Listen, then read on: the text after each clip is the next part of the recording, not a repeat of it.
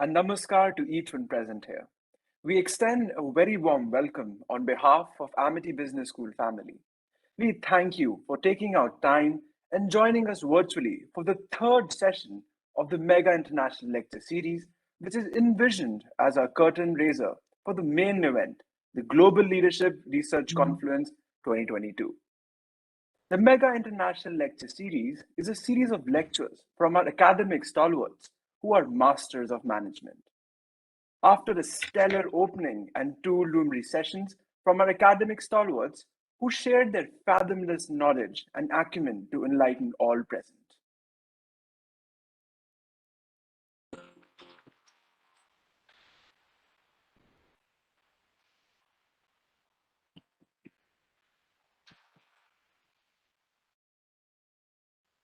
Here we have for you a small glimpse into the Mega International Series lecture.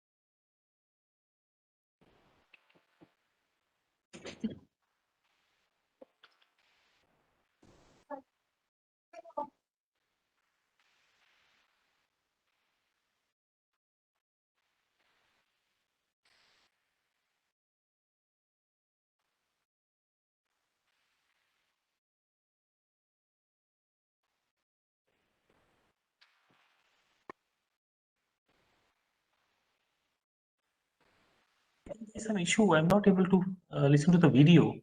Are you? No, sir, there's some audio, I think IT trouble, sir.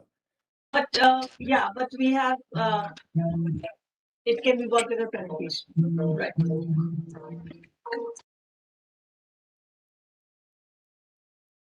Moving on.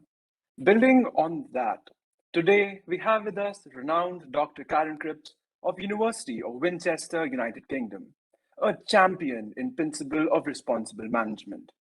Now, we invite our Honorable Dean of Faculty Management Studies, Director and Head of Amity Business School, Professor Dr. Sanjeev Bansal, sir, to welcome our esteemed guest with a sapling as a token to our culture here at Amity and an expression to our gratitude. Dr. Karen, this is the auspicious plant which we basically give to all the guests we have in our campus, and I just wish that you should be there physically. We should be giving this auspicious plant. It is basically the symbolic of growth and personal bonding. So with due respect, welcome to committee again. Thank you so very much for being there. Thank you very much. That's beautiful to I was receive. very happy to see your post in LinkedIn also, where you have mentioned about Amity Business School. We are highly grateful for that. Thank you so much. No, the pleasure is all mine, and thank you very much for a virtual plant. I very much appreciate that. I might go to the shops and buy one for the memory. It's a delight to be here. Thank you so much, sir. Thank you, ma'am. Moving on, now I request Dr. Anupama Rajesh, ma'am, the head of Internationalization Cell and professor at Amity Business School, to introduce Dr. Karen Cripps. Ma'am.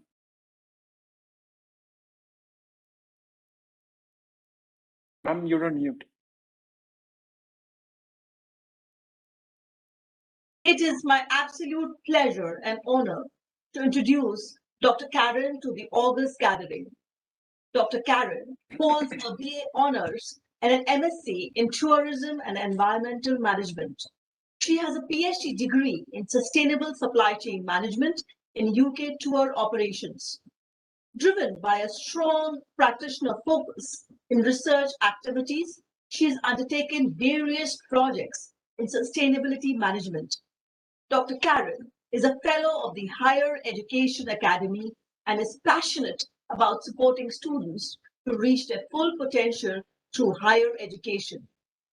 In her position as Principles of Responsible Management Education Champion, Dr. Karen is committed to embedding responsible management education into teaching and research, and to enable students to pursue careers as change makers. Welcome, Dr. Karen. Over to you. I request Dr. Karen to address the students who have been patiently waiting during all the IT troubles we had today. Over to you, ma'am. Thank you very much indeed for such a warm welcome. And as you say, thank you to everybody who's waited for this moment to start. I will move through the slides when they appear. Is the opening slide? There we go. That will put us into context nicely. And at any point at all, anybody wants to ask a question, to put it into chat, and that can be brought to my attention. I'm very happy for it to be an interactive session. I would love for the aim of this hour, if we're still going to have the time to be able to go for an hour, is I will speak for about 40 minutes and then invite some discussion. I would love to hear your views on the concepts that I talked to you about today, and to hear about how it is in India and India education. So to start my presentation, I'd like to draw on this quote from Sir Colin Meyer, that the purpose of business is not to create profit. The purpose of business is to create profitable solutions to the problems of people and planet, not to profit by creating problems for people and planet. So this is very much a guiding principle in my teaching and research, and it's a concept that I'll be returning to throughout my lecture today. I'll be drawing on my experiences in lecturing in the University of Winchester Business School, but in particular my role as the Principles for Responsible Management Education Champion. That's the PRIME Champion. And if you're not familiar with PRIME, it's a global network of over 800 universities worldwide that have committed to the goals of embedding responsible management into education, teaching and research. If you have a look at the guiding principles that we see here, that guide the reporting on PRIME and guide the activities that universities introduce on this concept, it's about showing purpose, having values, using methods related to responsible management, research that's focused in on furthering responsible management, developing partnerships with local communities, global partners that embed these principles of doing business to help solve the problems of people and planet, and generating dialogue such as we are in a position to have here today. And it's all about the principles of business and your opportunity as change makers in understanding problems that we're facing, such as climate change, poverty, gender inequality, human rights and anti-corruption. And I'd like to particularly draw your attention to the quote at the bottom right of the screen. We understand that our own organisational practices should serve as example of the values and attitudes we convey to our students. So the beauty for students of spending time at a university which is a signatory to the PRIME principles is that our students gain a lived experience of what responsible management means in practice. So if you could, I don't think I've got control of these slides, have I? Are you able to click the next two pictures, please? That's it. So these are some images from our campus. We're very proud in our business school to have moved into the West Downs Centre, which has a certification and accreditation as a wellness building. So it not only has top environmental efficiencies, but it's also a building which is designed to support human health and well-being. So this is the contemplation room that you see with some pods that students can go into for some quiet time, sit with their laptop, sit listening to music, do whatever they like. But it's all about taking time for some quiet space. And when students go to eat some food, they will notice the ethical catering principles of the university in terms of animal welfare and innovative solutions such as carbon low menus with low carbon impact. So spending time in a university such as this, and at the University of Winchester we are committed to sustainability and social justice, then it means that when students are understanding the knowledge around responsible management, they can see it in action in their day-to-day lives at our university campus. Next slide, please. So today my presentation is split into two parts. I'm firstly going to talk to you about competencies in an organisational context, and then I'll be applying that learning from the business context to thinking about education in part two, and in particular the competencies around responsible management within our educational delivery. And when I'm talking about competencies, I'm referring to the knowledge, the skills, the attitudes that are needed to embed responsible management into both business life and into university life. And the key point that I'm going to try and get across to you in my presentation is that I believe competency frameworks play a very useful role in both organisations and educational institutions, but they do need to be cautiously and flexibly applied so that they're not just blunt measuring instruments, and they are effective frameworks. Next slide, please. So what you see here is a lovely image of Antarctica, but the problems that Antarctica is facing in terms of the melting ice and climate change. And so Robert Swan is a famous Antarctic explorer, and his quote that the greatest threat to the planet is the belief that someone else will save it is absolutely at the heart of talking about responsible management competencies.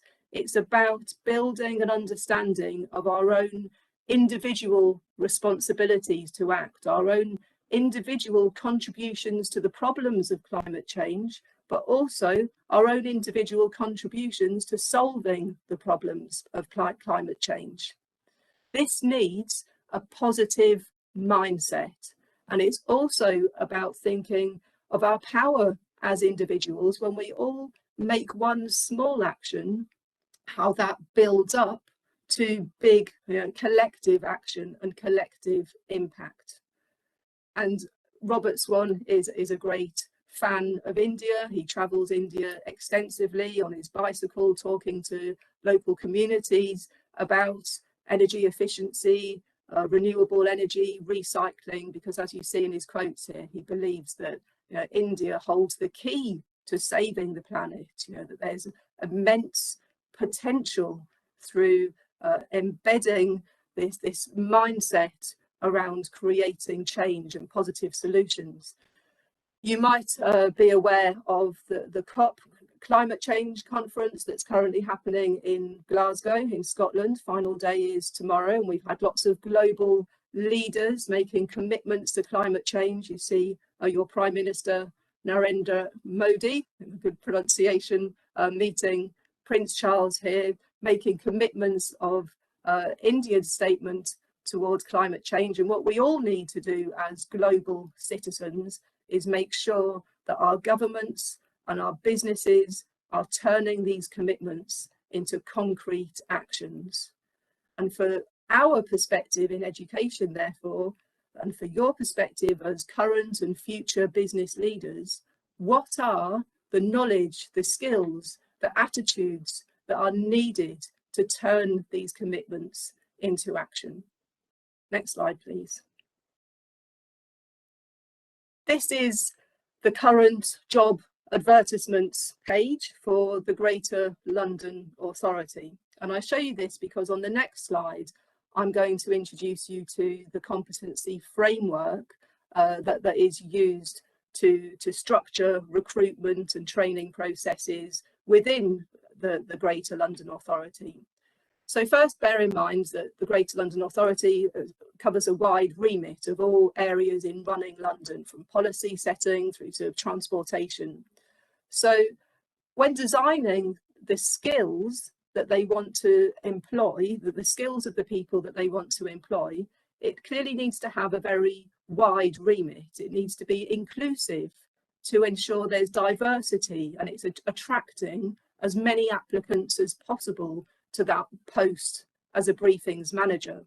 So the question then is how to effectively design these competency frameworks in that they attract as many people as possible in the recruitment stage. Let's have a look at the competency framework on the next slide. So the competency framework is split into 4 sections. 1, working with others. 2, leadership. 3, delivering results.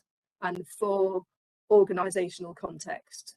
And then within those each of those competency areas, it's broken down into specific desirable behaviours. So for example, the working with others competency area is looking for the skills, the attitudes of people in building and managing relationships, the degree to which people are able to demonstrate a stakeholder focus, and the skills of employees in communicating and influencing. And all of these competency areas are applied across the organisation. So whether you're at an entry-level job in level 1 or through to senior management at level 4, everyone will be assessed, their performance assessed against these similar competency desirable framework areas that are designed to ensure that performance aligns with the organisational values and strategy of Greater London Authority. Next slide, please. Picture 1, not the other one yet. And on this slide, you see particularly values being at the core of setting a competency framework. So again, this is a very diverse organisation, Her Majesty's government, and that includes many different governmental ministries, research agencies and departments.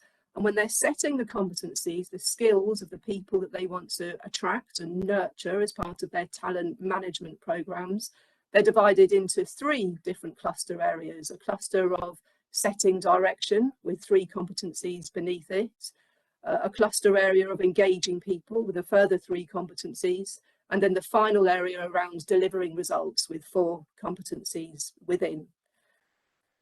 It's good to appreciate how these frameworks, these competency requirements are linked to values, because you could think of it the same. I don't know if there's a tradition in India, which we have in the UK, 1st of January each year, set a New Year resolution, how you want to live your life differently. So perhaps you want to take more exercise or spend more time with your family, but something that's important to you, that's about your own values and that you want to carry out during the year ahead. And if those values are not linked to changed behaviours, then they're meaningless. If you've given up on your New Year's resolution by February, and you've forgotten all about it, then it's not moving into a changed behaviour. So it's important to think about this link between what are the organisational values and how do they link in to performance behaviours and attitudes of employees.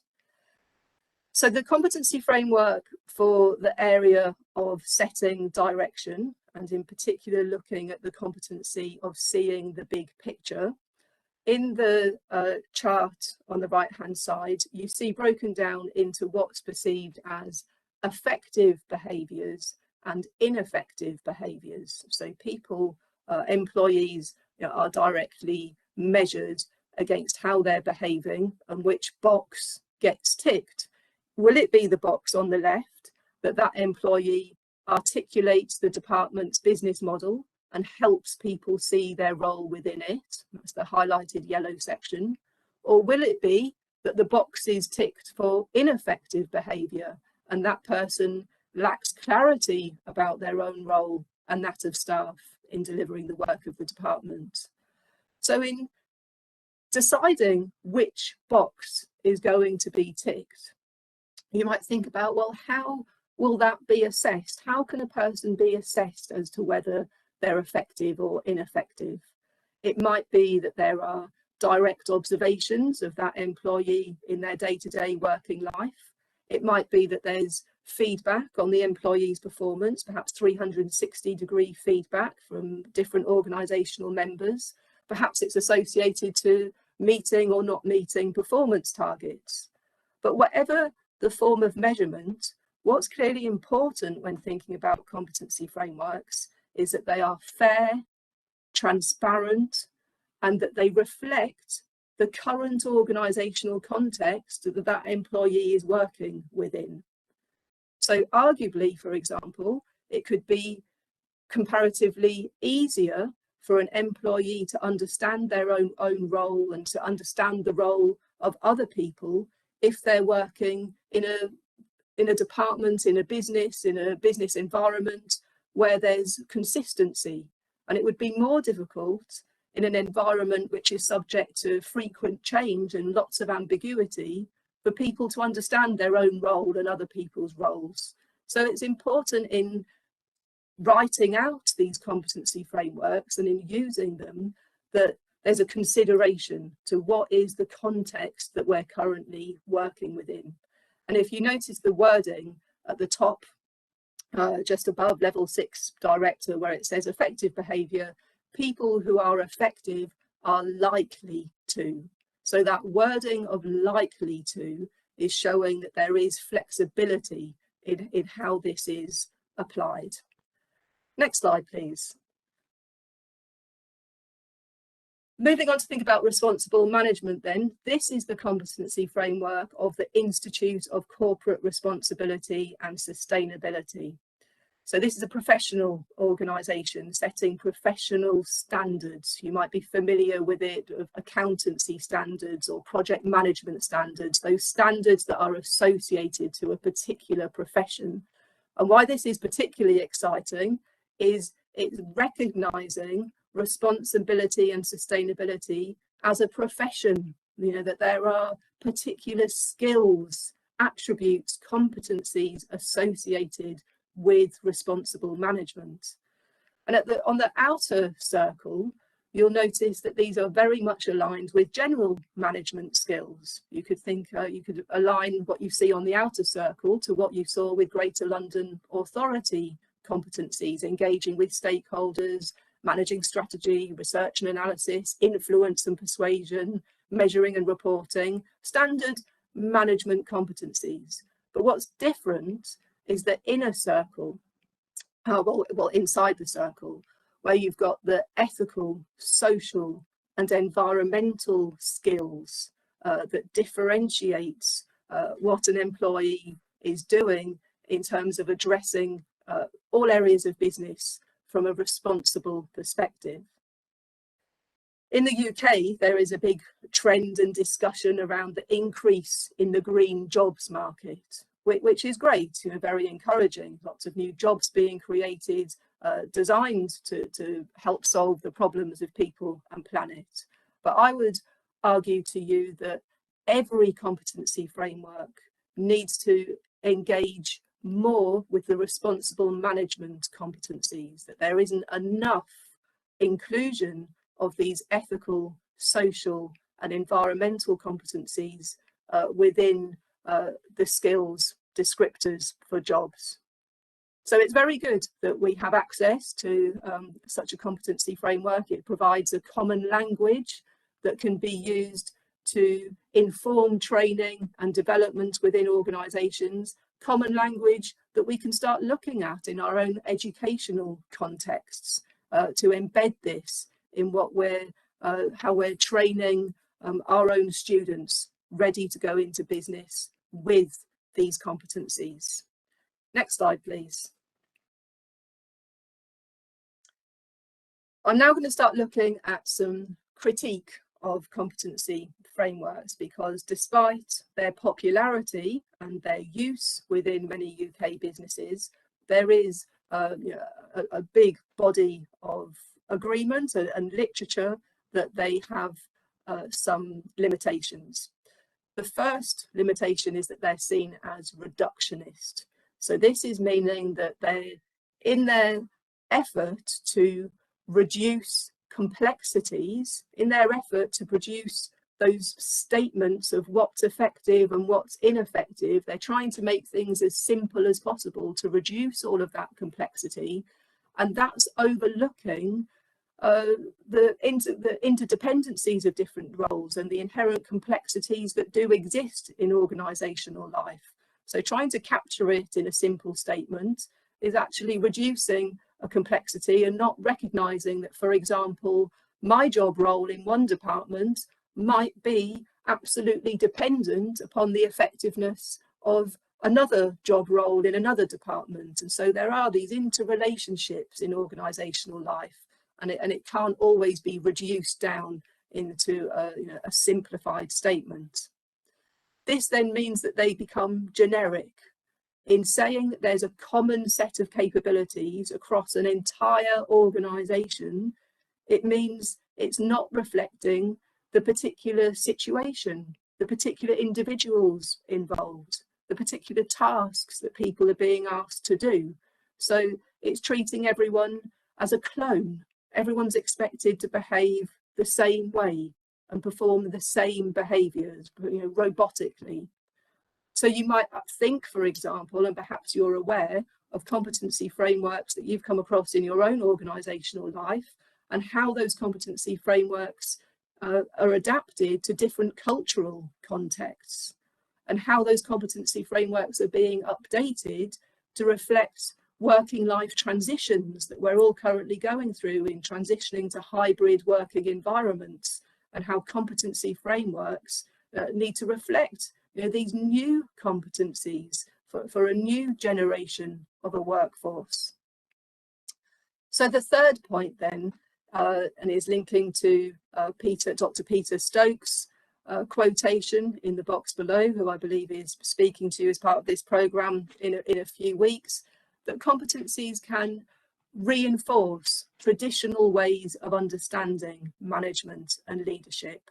So it's by looking at measuring performance and measuring outcomes in tightly managed bureaucratic structures, it means that people don't have the freedom to explore and to innovate in the way that they're behaving. You might have heard of Netflix, has a very innovative, free organisational culture. And I don't know, perhaps they do have a competency framework. I don't have access to that knowledge.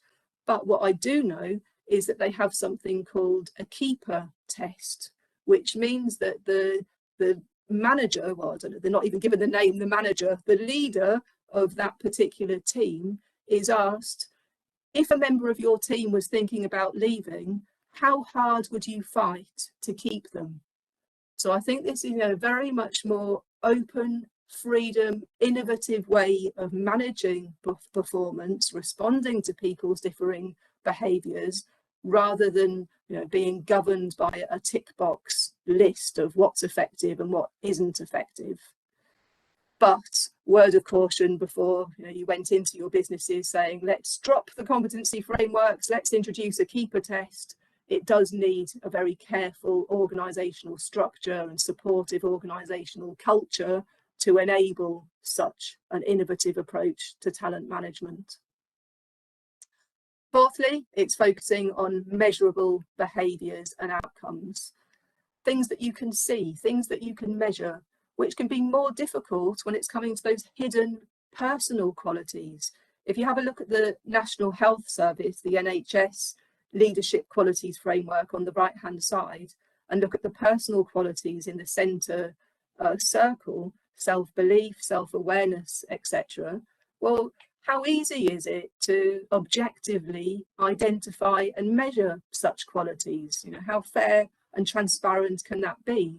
And also, again, consider this situation of context, because thinking about our own sense of self-belief, it can be totally different how much we believe in ourselves if we're in a supportive context to one if we're working in a department which has had budget cuts, lots of changes to leadership, high turnover, low morale. You know, it might be much more difficult to demonstrate a sense of self-belief. So finally then, this tick box approach, this mechanistic approach, criteria compliance, can mean that it's stifling innovation, stifling a risk-taking behaviour, because people want to stay in the safe zone. They don't want to step outside of the box because they want to make sure that they can get those boxes ticked. And the final quotation box at the bottom is showing that ultimately then that these frameworks can become self-fulfilling prophecies, in that the organisation sets out, you know, these are the performance behaviours that we're looking for. They become set, they become rigid, and you get what you focus on. You know, people don't do anything differently. Next slide, please. So thinking about ambidexterity, I've got a fact for you before we begin here. What percentage of the world's planet do you think can use both their left and their right hands equally? Equally can write with the right hand and can write with the left hand, no difference. You know, a choice of which hand people use because they're both as effective as each other. Apparently it's only 1% of people are ambidextrous. So 1% of people across the world can absolutely multitask and use both hands. Very, very useful, I think. I'd like to meet one of these people. But how this links into organisational context and ambidexterity, which is, by the way, a specialist subject of Dr. Simon Smith when he comes to talk to you in January. The ambidexterity in an organisational life is referred to here as the 2% companies. Now, the 2% companies are those that can approach opposing, contradictory strategic behaviours. So these are paradoxical behaviours. On the one hand, you've got exploration strategies that are all about taking risk, developing something new, innovation. And on the other hand, you've got strategic behaviours that are about exploitation. And these are about controlling, something about creating predictable conditions. And ambidextrous companies are those that are said to be able to manage both equally well. They can pursue innovation and exploration at the same time as also pursuing exploitation through operational efficiencies. So they are ambidextrous, both exploring and being new, while also being highly efficient. Bring up the picture, please. Another click. What you see here is one of these stretchy toys. You might, I don't know if the kids want them in India, but you know, you stretch them as far as they'll go. There is a point at which that stretchy man breaks. You know, they can get stretched too far. So if we're thinking about this in a business life, the difference between safety and stretch that we're all seeking in our employment is that we want to have both extremes. We want to feel 100% psychologically safe in our working environments, trusting and safe of each other, our teams, our leaders, our managers. And we also want to be 100% challenged so that we grow as people. And so it's about being safe and challenged without some kind of compromise situation, some middle ground where you don't really feel completely safe and you don't really feel completely challenged. So ambidextrous organisations are achieving the maximum capacity at both ends of the scale. And if we're linking this to competency frameworks, well, competency frameworks are all about both innovation, freedom to explore, but they're also about exploitation in terms of efficiency. So if you think when they're applied as a recruitment tool, when you saw the job advertisements for Greater London Authority, well, at that point, they're being used to filter out applicants. But then when they're being used in the organisation as a developmental tool, as a training tool, they're being designed to capture as many people as possible. So there's lots of paradoxes in what competencies are being used for.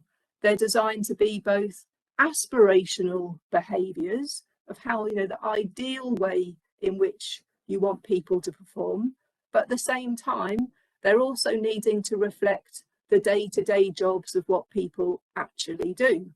So the ultimate paradox is that while they're intended to improve organisational performance, if they're poorly designed, then they can actually constrain organisational performance. So the image in the bottom quote of a competency dinosaur is a very relevant one.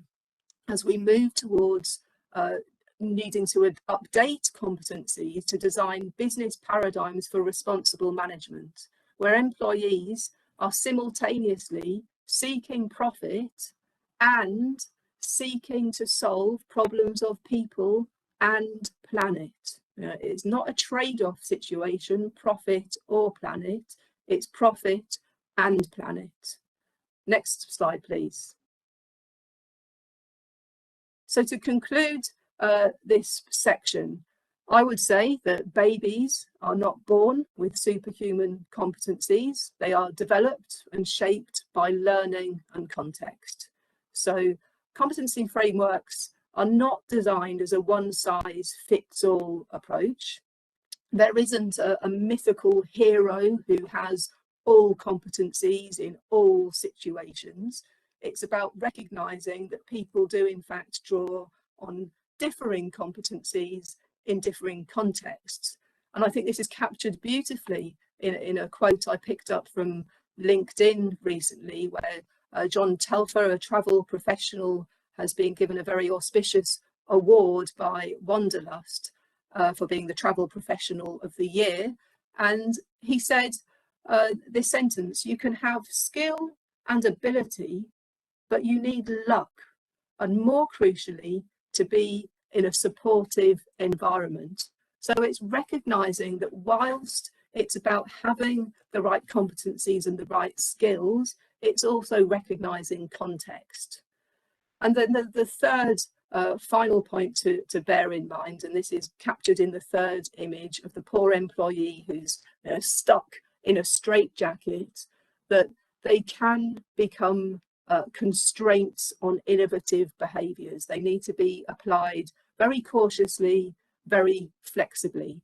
Frameworks should be used to generate dialogue rather than being strict measurement tools. And in this context, I think they work. I've heard of examples of employees, highly expert technical managers, for example, who might not be naturally inclined towards the people influencing behaviours, but for their career growth, that they have to receive some coaching on those areas that come out weaker in their competency frameworks to bring out those communication and those people influencing skills alongside their IT technical skills. And a competency framework provides the tool to generate that dialogue with employees. Next slide, please. So now moving into the second half of looking at competencies in the curriculum. This is just a quick look at an example of how it can be embedded within programmes. This is the University of Cranfield, which has taken a very innovative approach with the development of digital badges. So looking at the 4 different competency areas that can be in the curriculum around communication and relationships, personal attributes, business, leadership, these are not only embedded in the formal learning of students, but they can receive a digital badge showing how they've developed as students throughout the learning programme. And these digital badges are said to be the future of learning, because it's something that students can put on their LinkedIn profiles, on their social media profiles, on blogs, etc. And so it's something that we're actively developing at the University of Winchester, and I'm personally involved in one of these projects, which is exciting to be part of, because the focus of the badges that we're developing is about developing students' positive self-belief. It's using contemplative and reflective education pedagogies to develop that sense of self amongst our students. So we've got a badge, for example, on responsible leadership. So it very much sits at the heart of what we're doing as the University of Sustainability and Social Justice, and a signatory to PRIME, because it's about recognising our students' employability, but also our students' well-being. Next slide, please. This is also an example of how competency frameworks can look in the curriculum. At the University of Winchester, we offer the Chartered Manager degree apprenticeship. So we have students who study the business management degree, and at the same time, they're working almost full time in businesses. So they work in businesses in the local area, such as IBM and Fujitsu. They come into university 1 day a week, and in their workplace, they need to, in order to gain the Chartered Management Apprenticeship certificate, they need to show how they are demonstrating these competencies in the workplace. And these competencies are presented as knowledge, skills, and behaviour. So knowledge, obviously covering the facts, the theories; skills, doing that in the workplace; the practical abilities; and then obviously the behaviours that they're showing generally in the workplace. And I act as a mentor on this programme, so I have regular discussions with students and employers. And the competency framework is a very useful tool in generating dialogue, because it can be seen as a tick box exercise. To pass this qualification, I've got to show how I've done this, I've got to evidence how I've done it. But when it's used as a tool to generate dialogue on, oh, well, what areas of the business am I actually not very much involved in, and could I get more involved in, then it opens up that space for students to access different areas, network with different teams, and build their competencies, build their skills, so that they're a more rounded apprenticeship when they finish the qualification. Next slide, please.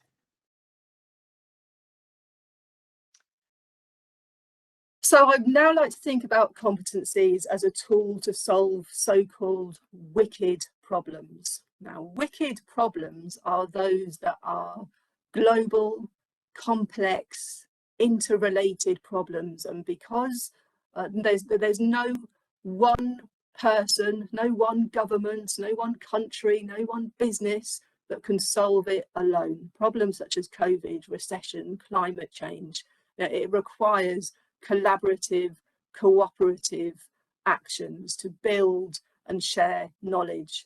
And these problems can actually be very overwhelming to a person, to think, what difference can I make? And so overwhelming that there's a big body of thought of concern around young people's mentality and thinking of, from the concern of what's happening to planet and people. So our challenge then in education for sustainable development, referred to here as ESD, that's Education for Sustainable Development, is to provide that space for not only the knowledge on responsible management and sustainability, but a space for students to reflect on their own values, their ways of thinking, their ways of behaving, so that attributes that are needed for future business leaders to be able to tackle these complex problems. And the Quality Assurance Agency, the QAA, which manages higher education in the UK, the standards for UK higher education, identifies 8 competency areas over on the left-hand side.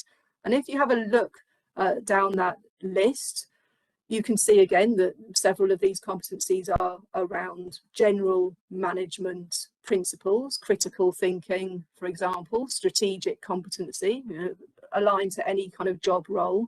But there's also these competencies that are very specifically needed for responsible management. So at the top there, systems thinking, recognizing the ecosystems, the interconnections. I particularly like the next one down, future thinking. In the UK, I don't think we're as future orientated as you are in India. We need to take that longer term view to generational sustainability. And in particular, again, drawing your awareness to self-awareness near the bottom. It's about awareness of our own individual impacts and the contributions that we can all make. So I've begun to use this in my teaching this year, and it's great to have this competency framework because there are lots of shopping lists of competency frameworks out there, but this QAA one is very useful because it 8 manageable competencies to be thinking about in the delivery of education, and the document also specifies learning outcomes and activity ideas to complement. So I'm using it within my module, the Principles of Responsible Management, for some master's students, and students are asked alongside their knowledge part of the assignment to reflect on their learning throughout the course. So not only the formal learning in the classroom and in their reading, but also in their informal experiences around the university campus and how they're changing their behaviours, changing what items they're choosing to put into their supermarket trolley, for example, based on an understanding of the actions that those companies are taking. So it's hopefully impacting students on a much deeper level than just the organisational analysis alone, which will then change who they are as people, change the way they think and feel. Next slide, please. Alongside this, through my role in Prime, I'm very honoured to work alongside Isabel Rimanoksky, who is the convener for the Prime Working Group on Sustainability Mindset. She carried out some research into business leaders to try and understand what's the difference between those business leaders who are pursuing responsible management practices and those that are not pursuing them. And so she came up with these principles of what characterises a sustainability mindset based around the 4 categories that you see here: ecological worldview, taking a systems perspective, and having spiritual and emotional intelligence. And then there's 12 principles aligned within each. So if you take a look at her journal articles, her books, you can read the explanation of what it's like to have these competency areas, and there's advice for how they can be further developed within people. So that alone is a useful reflective tool for students, but also through her website, students, well, anybody is able to take a sustainability mindset indicator test. And when you take that test, you then get generated a report that tells you which mindset areas you're strongest in and which could be developed further. And so I'm fortunate to be using my class as a pilot group, looking at this as a classroom overall group profiling tool. So my students at the beginning of the course, before they began learning, were asked to take this quiz. A report was generated to me on my class, and then I've adapted some of my teaching activities to be able to further develop the areas of mindset that were not so strongly shown, because the idea is to try and develop people with balance, in drawing on all of the mindsets. And then at the end of the course, I'll ask my students to take this quiz again, and who knows, but we will hopefully see some kind of journey travelled that has changed students' thinking as a result of their learning. So, for example, my students were very strong in understanding their own contribution and having an ecological worldview, understanding the problems facing the planet, but they were less strong in areas such as reflection and then thinking about what's my purpose, what's my intention of what do I want to do differently. So we're focusing on developing that individual sense of purpose and encouraging students to reflect more deeply on their actions and behaviours. And why I particularly like this tool is it's seen from a positive, reaffirming perspective. It's about supporting people to grow and personally develop rather than an assessment-based approach. Next slide, please. So what I would like to ask you to do, I don't know if we're going to see a chat box or anything in use here, but there's a quick little few minutes for some interaction possibly. That this is a, sorry about this, my email must be on. This is a current questionnaire that is being circulated to all UK universities from the Students Organising for Sustainability. That's the SOS. It's the Students' Union. It's the green arm of the Students' Union. And they're trying to understand across all UK HE students, what are they learning about with regard to sustainability? What are they learning? What do they know? When did they learn it? So if you have a look down that list on the left of the list of issues, climate change, health and well-being, human rights, waste, water, energy, equality, if there is an area that you've learned about at university, perhaps you could put it in the text box, in the chat box. I'll give you 1 minute.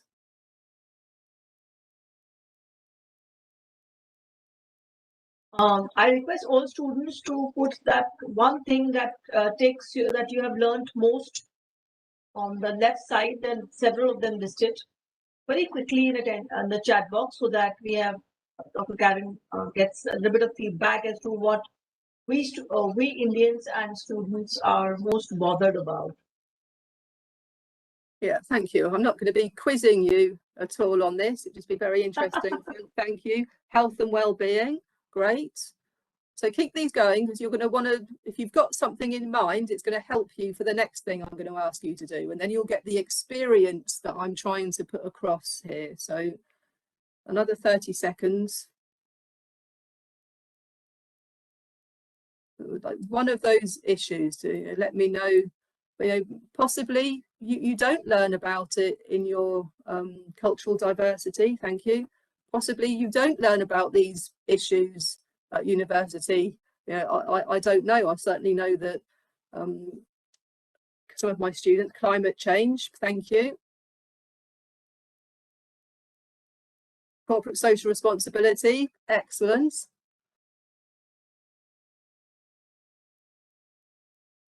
Wages, perfect. Does wages come specifically? I'll see there the ecosystem and accountability. Wages are certainly part of equality, I'd say. Right, another 10 seconds. Do try and pick an item out. It's going to help you for the next one where you can go even deeper inside. Reserves to build renewable energies. Brilliant. So we've got a real range here around business action, the ethical actions of business, green fuel, the environmental aspects of sustainability, and also the social aspects. So bear that in mind, and anybody else, bear what you thought in mind, even if you didn't have a chance to type. Next slide, please. So the next question students are asked is, on this questionnaire, what impact, if any, has learning about any of the issues in the previous question had on you personally? And then students are asked to write, thinking about learning, how has it affected your day-to-day lifestyle, as well as bigger changes such as your values and your aims for your future career. So it's already trying to move from the factual learning of that subject to, you know, what's it made you think about in terms of who you are and what you value and what you want from your life. And if you bring up the next section, please. I would now invite you to take a sustainability mindset view towards this. So this links to those 4 mindset areas that Isabel Rimanovsky developed. I'll read you through these questions, and I just want you to pick out one question that speaks to you, that lights something in your mind, that hits you some way internally, that speaks to you around the issue that you identified. Do you see it from an ecological worldview? Now, how does that issue make you feel? How do you think that your individual actions potentially contribute either directly or indirectly to that issue? From a systems perspective, when you think about that issue, do you discuss it with others? Do you talk to your family about that issue? Do you talk to your friends about the issue outside the classroom? And do you think that in turn, that's generating, influencing thinking more widely? From a spiritual intelligence perspective, if you think of someone who inspires you in making the world a better place, what do you think of those personal qualities that could be linked to your own sense of purpose and how you yourself could contribute to that issue that you've learned about? And from an emotional intelligence perspective, if you did take some time out, some contemplative time to reflect more on that issue, what new habits or actions might you adopt that would help you contribute to making positive change? So I invite you to add a thought, if anything at all comes to mind, into the text box. If you think that one of those mindset principles helps you think on a deeper level about that issue, or perhaps you'd like to unmute and share something directly with me, that would be fantastic if we've got any brave volunteers.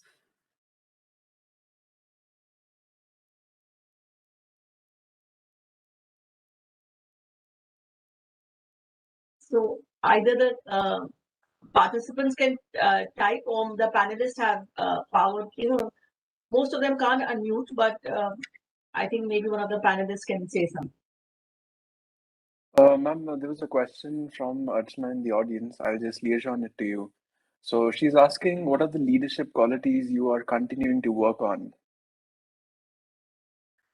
The leadership qualities in terms of responsible management are about, I think if that's the question, working on with students from a responsible perspective is about being humble in approach, taking a systems perspective, a leadership that is encouraging leadership from all levels within the organisation. It's not looking for that heroic type leader who's able to solve all the problems. That leader needs to be able to draw on different people across the organisation to step up, and that's where everyone is actually seen as a leader, particularly in terms of responsible management. Quite often it might be that the senior executives of the company don't have this knowledge, they haven't received it in their education, so it's those entry-level employees who might not have the formal title of leader, but are actually leading change, instigating, being change makers. All right, thank you, ma'am. I will give people a couple of moments. We can go to the conclusion slide, and then if people have had more chance to think about that mindset, then possibly we can come back to it. But just the final slide, please.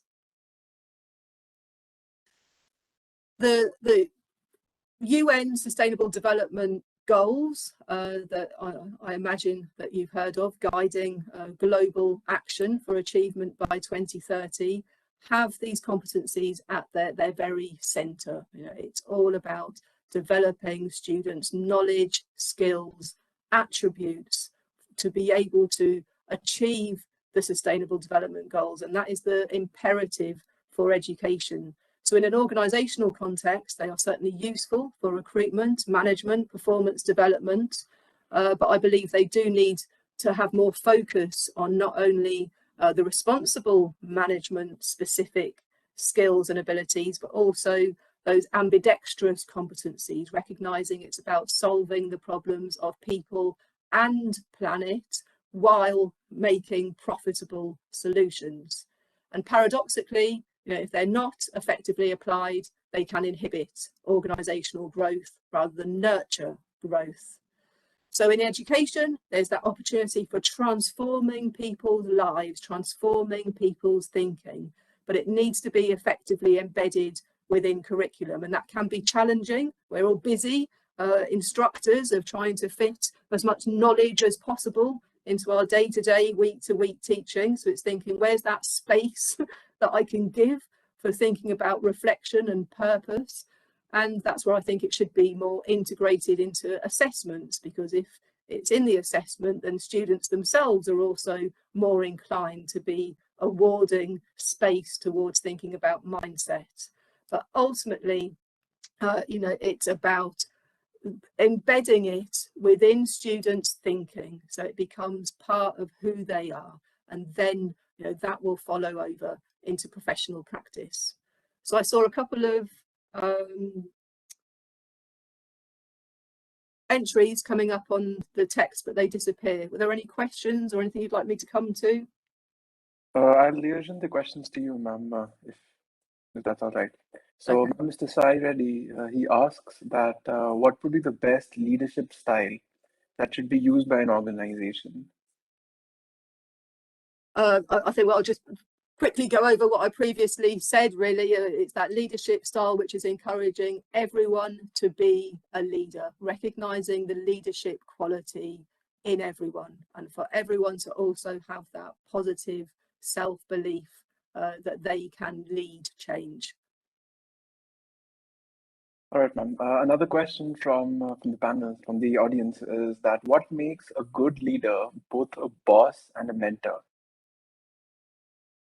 I think it's about the clarity of expectations, transparency, a bit the same as these competency frameworks, being transparent, being clear, but also taking that opportunity. You're not power hungry. You want those that you are mentoring to grow. You want that desire to see people within your team flourish. So to support those that you are mentoring, and to be very open to taking feedback yourself, of how your leadership style is influencing and either positively or maybe not so positively helping those that you mentor. Manav, I think we are absolutely inundated with questions, but we have kept Dr. Karen too much because of all the IT issues we had today. So we'll take one last, and then we'll wind up the session. Dr. Karen is always available on LinkedIn, etc., to connect with her. Yes, please do. And I'm personally very, very impressed with the two takeaways that we had about ambidextrity, where we don't forget people without, and just talk about profits. And what and a leader with a heart, I think that's what I think the world is coming to. Those days of hard leadership, I think, is gone. It's more of a mentorship, and I think that is a few of the takeaways that I would go with, because they're absolutely enthralling lecture. It's so great to hear of, and at the end, no matter if it's you or me, we are all across the planet talking of the same thing: sustainability, and not devouring more than we are producing, really.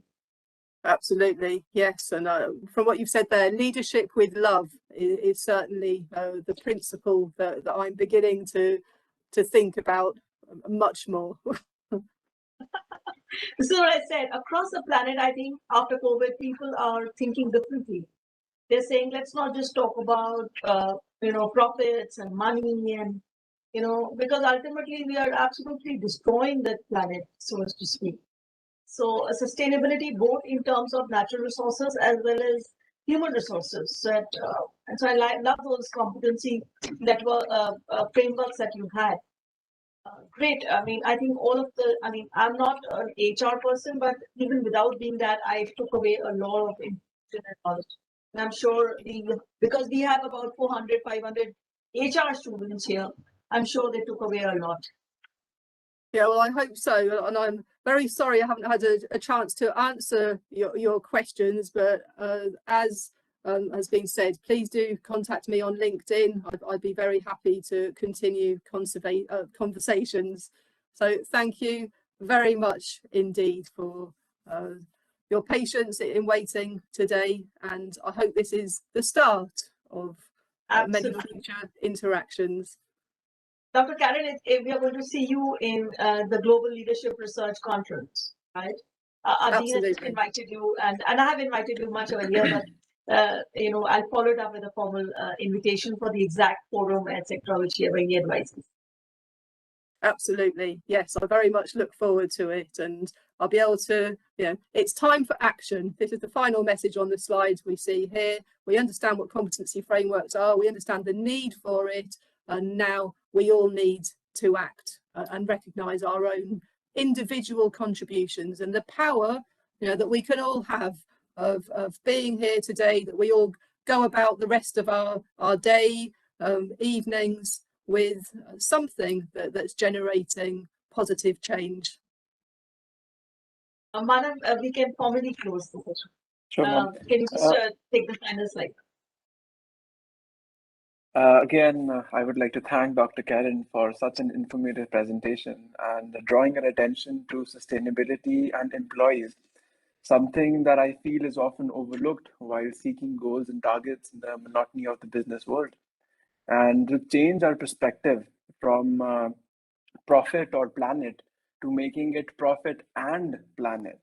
Yes. And I feel that ma'am has left us all with some very important questions that we all should really definitely ponder on. So thank you so much, ma'am.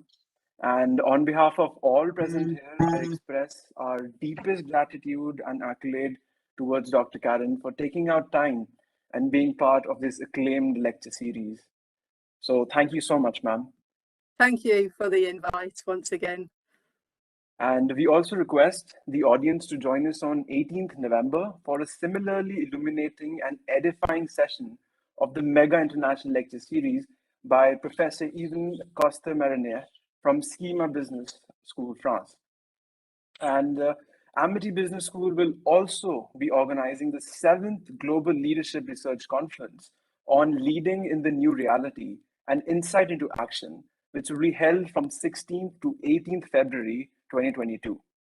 The GLRC 22 is a platform where management scholars, researchers, industry experts come together to share their collective experience about the groundbreaking outcomes in the research across diverse management domains, along with a subsequent contribution to the building theory in the field of management. We all hope to envisage you there. And thank you so much for being such a delightful audience and an integral part of the event. We thank you once more. Thank you so much. Thank you all.